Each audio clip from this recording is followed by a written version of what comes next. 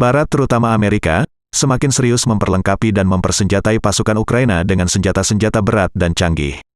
Alhasil pasukan Rusia dipukul mundur satu persatu dari wilayah-wilayah yang tadinya didudukinya. Itulah faktanya yang sedang terjadi sekarang. September tahun 2022 adalah titik balik dan anti klimaks, di mana kebanyakan pasukan Rusia melarikan diri dari wilayah-wilayah pendudukan mereka dengan meninggalkan begitu banyak persenjataan berat yang jatuh ke tangan Ukraina. Pasukan Ukraina merebut kembali beberapa desa di sepanjang Sungai Dnipro yang strategis pada hari Senin.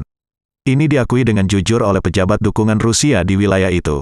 Rusia terus didesak mundur. Hari demi hari, militer Ukraina mulai mengambil alih wilayah-wilayah yang sebelumnya diduduki oleh pasukan Vladimir Putin.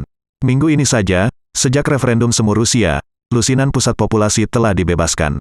Semuanya berada di wilayah Kherson, Kharkiv, Luhansk dan Donetsk, Selasa, tanggal 4 Oktober tahun 2022, malam, seperti dikutip Reuters. Adapun, referendum di 4 wilayah Ukraina diadakan untuk bergabung dengan Rusia dan Moskow menggunakan suara yang mendukung sebagai alasan untuk mencaplok wilayah Donetsk, Luhansk, Kherson, dan Zaporizhzhia. Pemungutan suara itu secara luas dikecam oleh Barat dan dianggap tidak sah. Namun, 8 kota kecil di Kherson di selatan dengan nama seperti disebutkan dalam referendum baru-baru ini telah direbut kembali. Referendum itu tampak jadi sia-sia. Sebuah video yang dirilis oleh Kementerian Pertahanan Ukraina tampaknya menunjukkan bendera Ukraina dikibarkan di atas salah satu komunitas tersebut, Davidiv Brit di Kherson. Pasukan Ukraina merebut kembali beberapa desa di sepanjang Sungai Dnipro yang strategis pada hari Senin. Pasukan Rusia juga telah ditarik mundur dengan meninggalkan banyak sekali tank dan persenjataan artileri berat. Di timur, pasukan Ukraina telah memperluas serangan setelah merebut benteng utama Rusia di utara Donetsk, kota Liman, beberapa jam setelah Putin mengumumkan pencaplokan provinsi tersebut pekan lalu.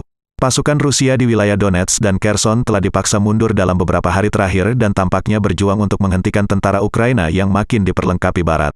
Namun tampaknya kalah atau menang, untung atau buntung, Rusia telah sukses meninggalkan kerugian yang sangat besar bagi negara-negara Barat.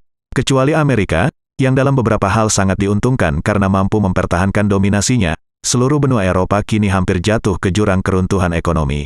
Jadi benar kata Perdana Menteri Jerman ketika perang ini baru akan dimulai, bahwa tidak ada satupun pihak pemenang dalam perang ini, kecuali Amerika.